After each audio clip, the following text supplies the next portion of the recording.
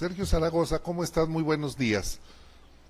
Buenos días, Rodolfo, un gusto estar en tu programa, como siempre, pues emitiendo nuestra opinión sobre esto que definitivamente, como tú dices, es un tema que no se puede tomar a la ligera, es un tema delicado, como nunca antes en la historia de nuestro país, incluso durante el Calderonato, donde hubo, pues de alguna manera, extradiciones masivas, no se había dado este número de 29 entre capos y uno que otro delincuente que ordenó asesinatos en Estados Unidos, que han sido extraditados de manera expedita. Sí. Pero aquí el problema es cómo lo lee cada uno de los países. Acá se lee como una cuestión de una entrega, una orden ejecutiva.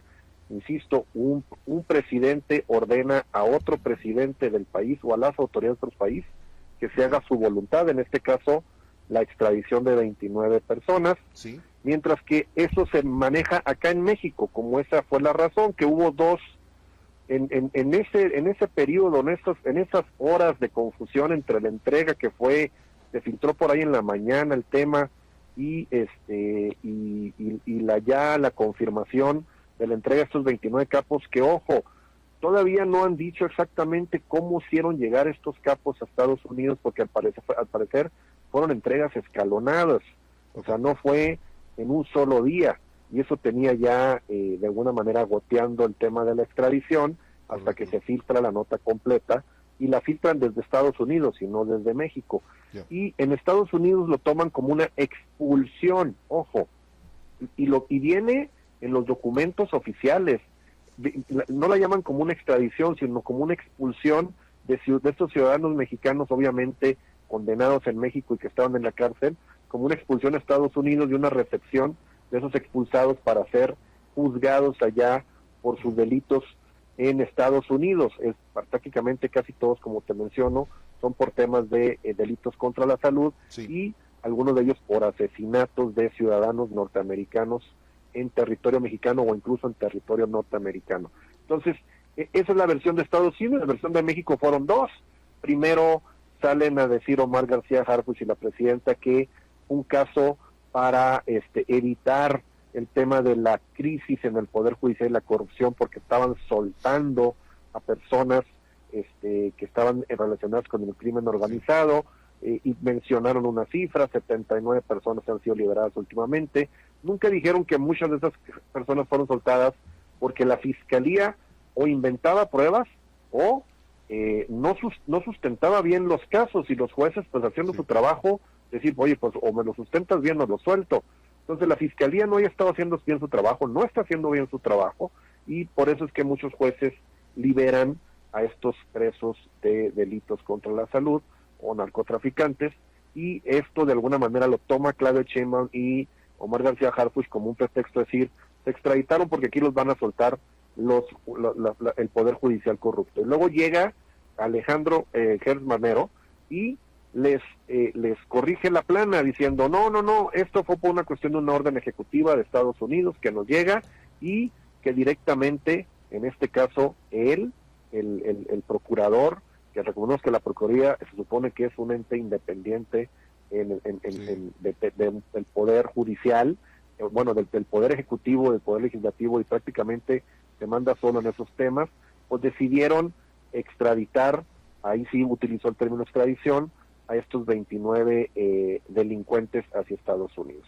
De nuevo, es un tema de sumisión, probablemente, pero yo lo veo más como un tema muy ampliamente político en Estados Unidos, porque justamente en esas fechas el caldo de cultivo es que había 5 funcionarios mexicanos en esos días en Washington, tratando de negociar el tema, ya tratando de sentarse en la mesa para negociar lo que va a ser la renegociación del TMEC, y obviamente el tema de los aranceles, que como bien dijo ayer el secretario de Comercio en Estados Unidos, el señor Howard Lutnick, dice que los aranceles van.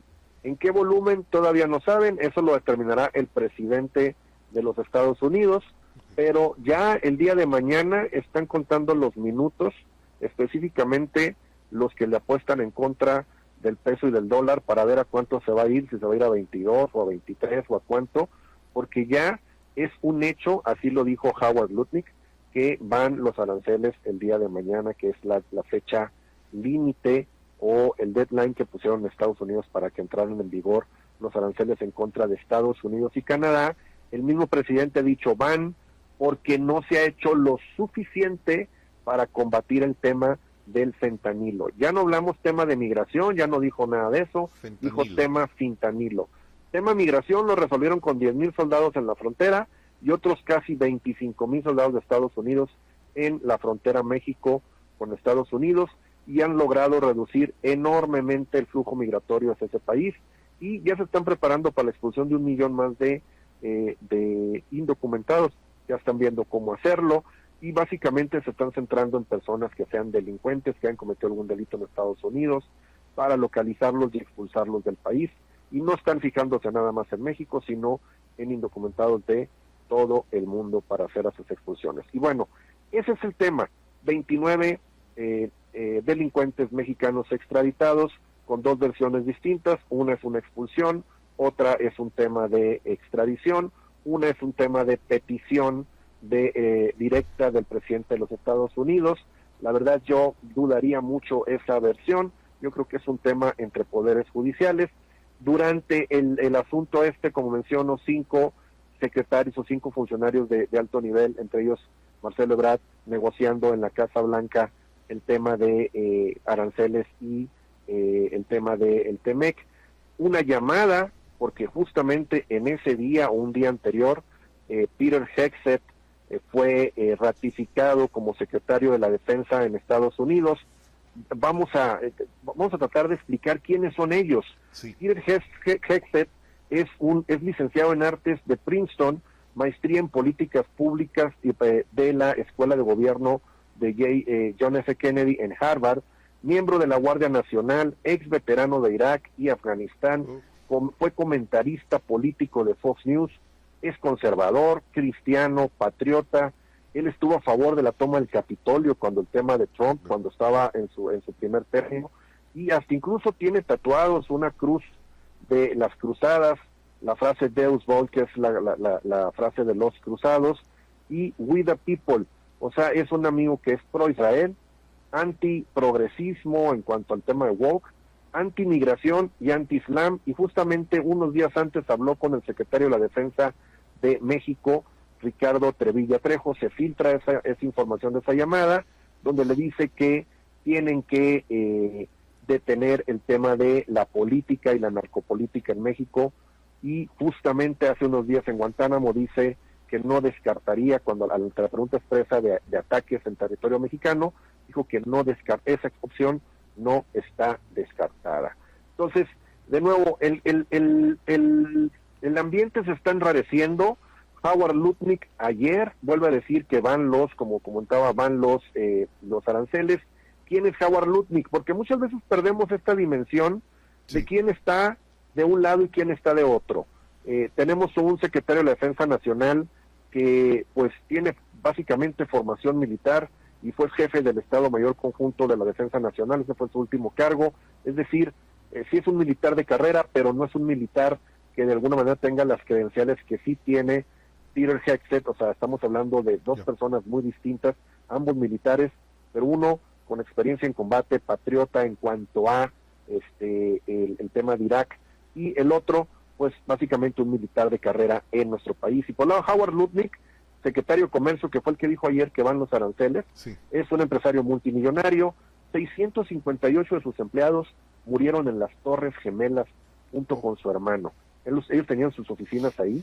Él se salva porque va a llevar a su hijo al kindergarten.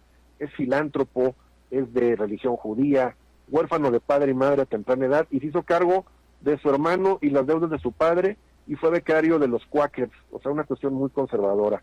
Y es el principal promotor de los aranceles a productos extranjeros. Es decir, estos temas, ¿a quién le ponen enfrente? A Marcelo Ebrard, de nuevo un pues político de carrera, pues secretario de Relaciones Exteriores con AMLO, jefe de gobierno, y básicamente los perfiles pues están muy disonantes en el tema de negociaciones y así veremos cómo se van a poner las cosas, porque ante esta negociación, pues básicamente ahí sí que Estados Unidos trae todo el apoyo de su presidente, su jefe de Estados Unidos, y sus promesas de campaña fueron muy claras: combatir la inmigración ilegal, combatir el tráfico del fentanilo y básicamente el tema de las tarifas o aranceles como una manera de presionar a todos los países del mundo, en este caso México y Canadá, y ya con China, con un 10% de aranceles a China, en tema de tráfico de fentanilo, y lo está logrando con estas, pues ahora sí que,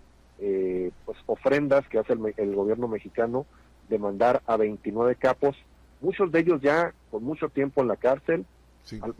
3, eso sí, muy balanceado, 3 del cártel de Sinaloa, 3 del Mayo Zambada, para no de alguna manera no desbalancear los números ahí, no decir tomamos partido con uno con otro, prácticamente todos los jefes de los Zetas, que ya es un cártel que está muy demejorado en México, algunos de los capos antiguos del tema de el cártel de Juárez o del cártel del Golfo, que también tienen su actividad pues mucho más tranquila que lo que tienen el Mayo Zambada y el cártel de Sinaloa.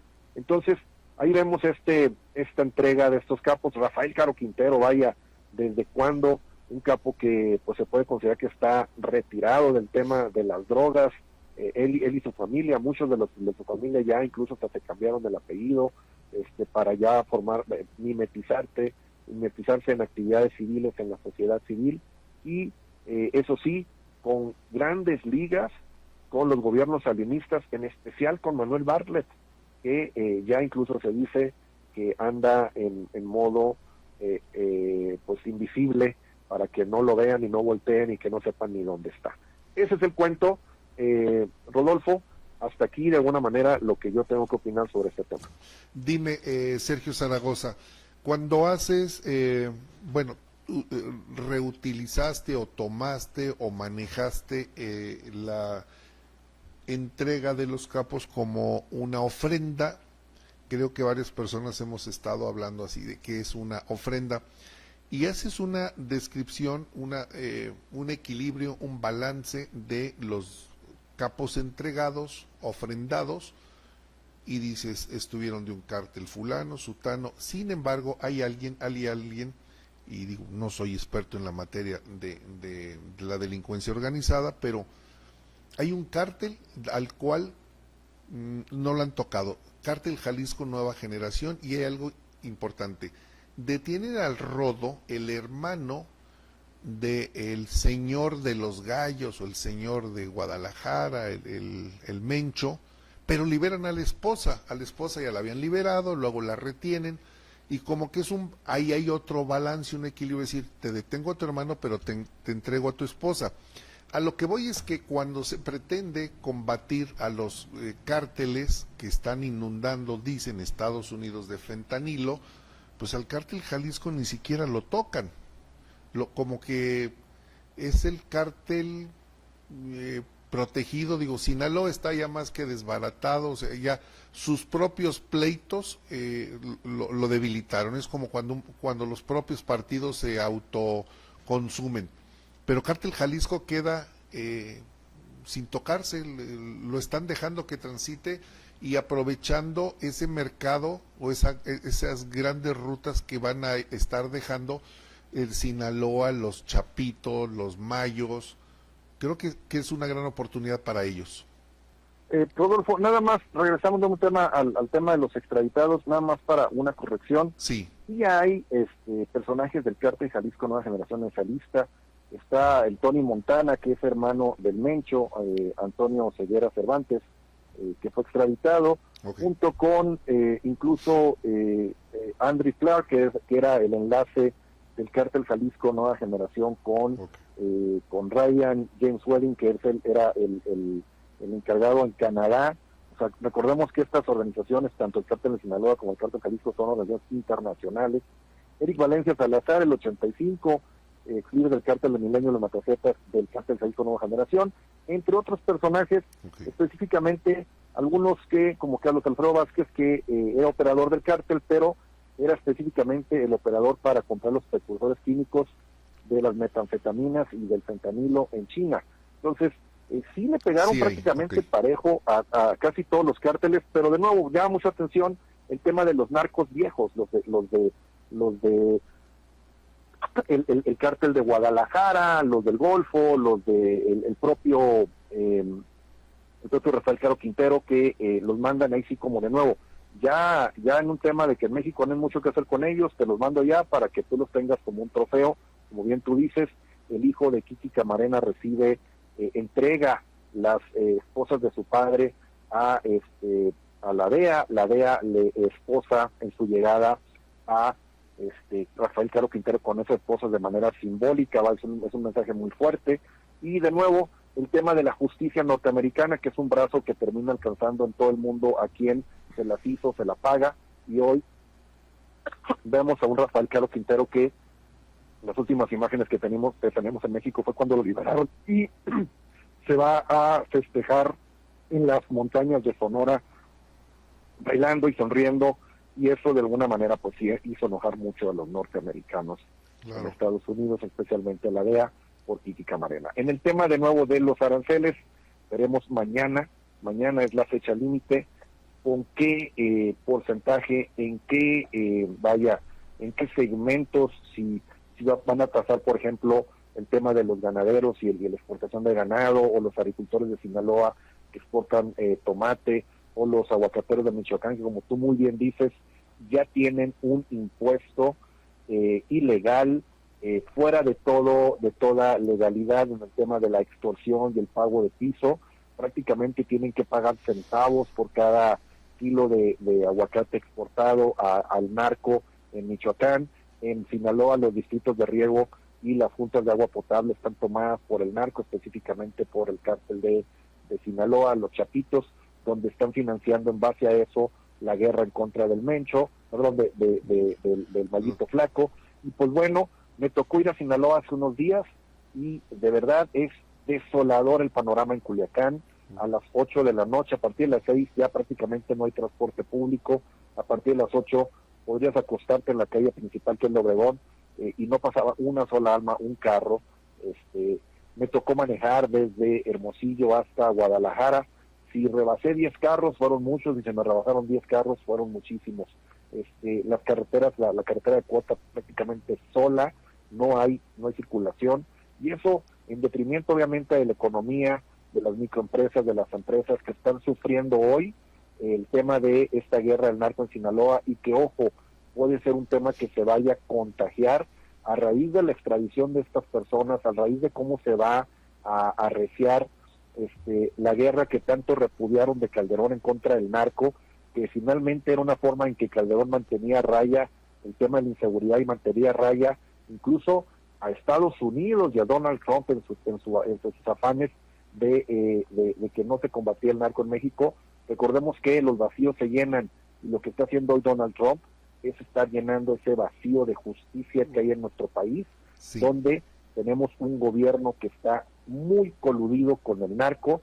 Lo hemos visto en las últimas declaraciones, no solamente de los abogados del Mayo Zambada, sino de Anabel Hernández y de los propios funcionarios en Estados Unidos, como están poniendo el dedo en la llaga diciendo que en México existe un narcogobierno y que están los narcos metidos hasta las cachas en el tema de la política en nuestro país y del gobierno mismo. Entonces, Sí. tienen a un activo enorme.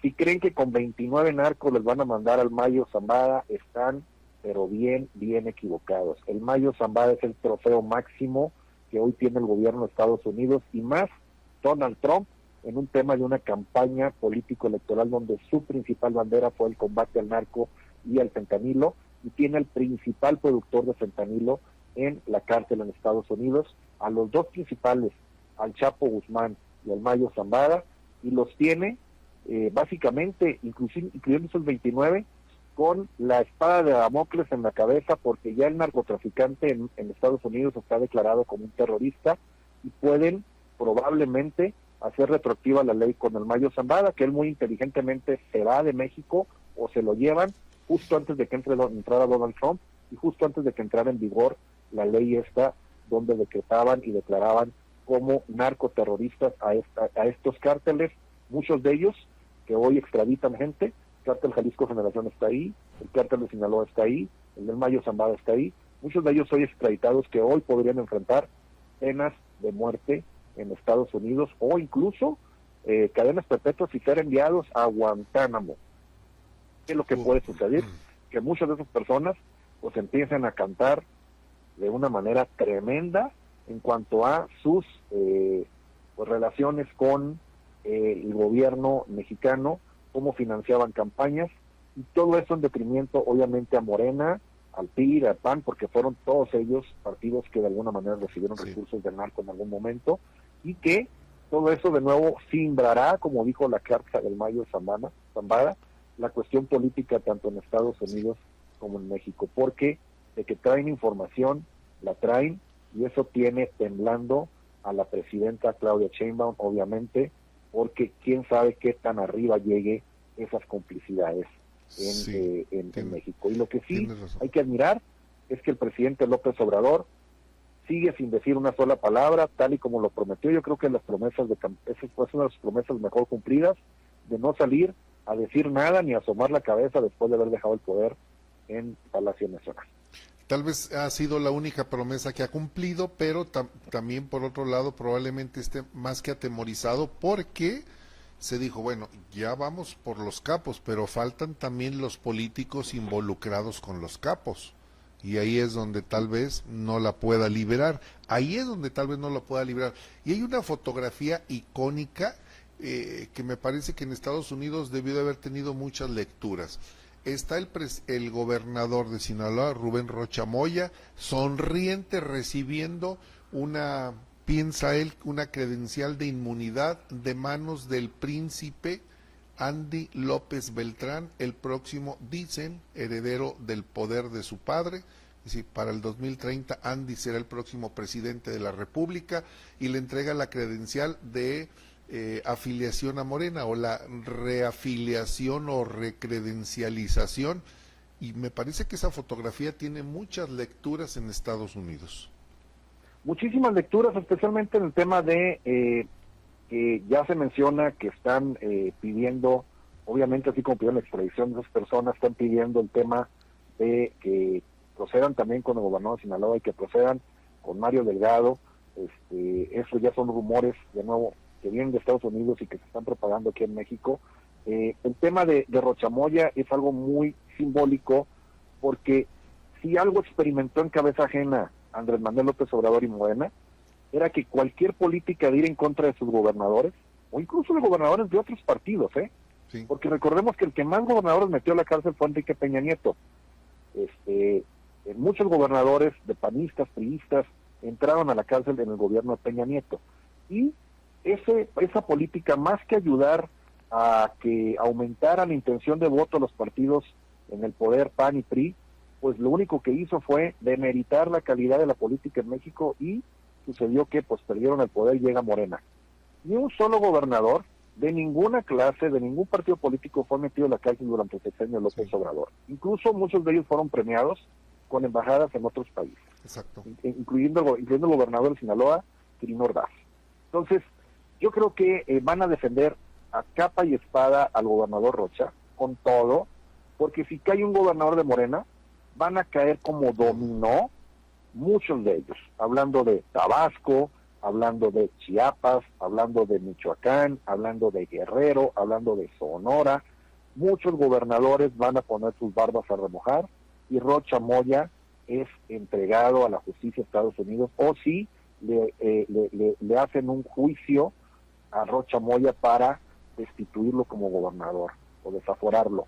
Recordemos que Rocha Moya se indica en las investigaciones de la extradición del Mayo, o bueno, del secuestro de Mayo Zambada, se indica que estuvo en esa finca, se indica que estuvo con otro político, Melesio Cuen, enemigo político de Rocha Moya, y que a Melesio Cuen lo asesinan, y hacen un montaje con la secretaria de Seguridad Pública y la Procuración de Justicia en Sinaloa, hacen un montaje donde simulan que al señor Melesio Cuen lo habían asesinado por un asalto en una gasolinera. Imagínate, ese montaje lo descubren, lo ponen público, y todavía no hay una sola persona en la cárcel, incluyendo Sí. el gobernador. No ha pasado por un nada. Asesinato. Por Nada. un asesinato de una persona, de otro político, que se mostró que era un montaje. Hasta allá llega la complicidad de poder de proteger a un gobernante, un gobernador. Yo, de alguna manera, dudo mucho que que Rocha Moya vaya a pisar la cárcel, lo dudo muchísimo, porque hay un tema de complicidad fuerte, y yo creo que más que pisar la cárcel, pues habrá tal vez otras medidas que vayan a tomar para eliminar esa amenaza hacia Morena y hacia los propios políticos que hoy están encumbrados en el poder. Esa amenaza puede venir de Estados Unidos, porque quiero decirte, Sergio Zaragoza, que ha corrido un meme con la fotografía de Donald Trump y dice Donald Trump, la esperanza de México. ¿Recuerdas que antes decían Morena, la esperanza de México? Bueno, pues ahora sale la fotografía de Donald Trump y dice, es la esperanza de México. Pudiera ser... De nuevo, en los temas de política los vacíos se llenan, y en el tema de México estamos hablando que, pues básicamente, el tema de justicia hay un vacío enorme. El narcotraficante y el narco ha tomado poder tanto en la justicia como en el comercio, como en la política, y ya pues dicen que más de 3/4 partes del territorio nacional está bajo poder de ellos. Y pues bueno, de nuevo, ante la pregunta misma, nosotros la preguntamos en la encuesta de México Elige, en el tema del narco, ¿usted cree que es necesario el apoyo de Estados Unidos para combatir el crimen organizado? La mayoría, cerca de un 60%, dice que sí es necesario. Uf. Dime, Sergio Zaragoza, te robo nada más 2-3 minutos. Sirve de algo que tenga en este momento la presidenta Claudia Sheinbaum una popularidad enorme cuando no hay medicamentos, las carreteras están destrozadas, la inseguridad está rampante, la economía no levanta. En realidad no sirve andar presumiendo que tenemos una presidenta con la popularidad más alta y que ganó la presidencia con el número de votos históricos, como lo llaman en Morena. La cuestión es de que esa popularidad pues es de barro, porque para poder continuar con esa popularidad tendría que seguir con muchas políticas que hoy son insostenibles en el país. Ante un tema de una crisis que ya la tenemos encima por el tema de aranceles, ante un tema de un dólar que se va a ir a los cielos, ante un tema de un sometimiento a poderes extranjeros como es el de Estados Unidos, y que tiene que sí o sí obedecer, porque si no, pues los tienen agarrados a todos por el tema del narco, el tema del Mayo, el tema de lo que vaya a decir o lo que ya dijo, lo que ya se tiene. Entonces, ahí sí el tema de popularidad de nuevo es de barro.